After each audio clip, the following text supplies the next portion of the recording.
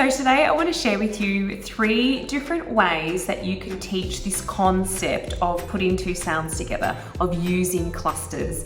And this is a cue or a series of cues that's really helpful for children who reduce a sound or who leave a sound off.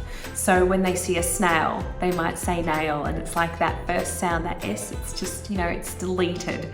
And we call this cluster reduction. So I'm going to show you a couple of cues from this cluster reduction deck, and they're all for S clusters.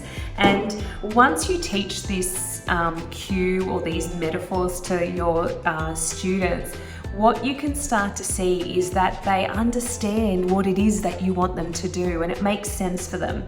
And I think this is particularly important to minimal pairs therapy because we're asking the child to, say snail and nail, and if they say nail and they just don't understand what it is that you want them to do, this is where the cues help. So the first one we've introduced in this deck, we've got our helper sound and our stuck sound. So our stuck sound is probably what the child's doing now. So if they're saying nail for snail, but it doesn't make sense, it's like the word stuck, the sound stuck. We need to put our helper sound on. Our helper sound says S. Okay, so make sure we use our helper sound, and you would use this cue to remind the child that they need to use that sound, and it helps our stuck sound so we can say it. So that's a really nice one to use. Another one that I love, we call them sound buddies.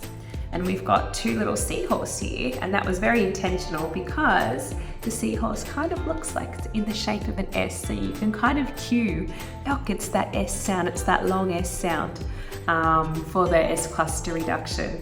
And the concept of the sound buddies is that these 2 seahorses, they're buddies and they stick together. They've got to stay together. And if one swims away and this one's all alone, then our word won't make sense. So we've got to stick our sound buddies together. Now, if already this is just starting to sound a bit overwhelming and you'll think, I might forget what these cues mean, I just want to let you know that in the insert here, we have examples of all those cues. So you can kind of go through and read these. So you can read, for example, just like animals have buddies, so do some sounds. These seahorses stick together and are buddies. They don't leave each other. And our sound buddies, if that's the one you're going to use. So I just want you to know that we've explained the cues in the insert. And then the last one is really fun if you actually have a physical train set as well, and you're going to see why. We call them the engine sound and the carriage sound. So you'd also explain that this is our engine sound and it helps the train to go. So this sound or this train part says S. So you've got to remember to put your engine sound on for the rest of our word. So again, if the child says nail, you might say, oh, I heard your carriage sound. I heard you say nail. But quick, we've got to put our engine sound on so the word makes sense. Remember? Snail, and then you cue it that way. And this way the child sees there's something that they've missed, there's a component on there. And hopefully this starts to click, and eventually you can start to fade the cues away and you just need to say, oh, remember your engine sound.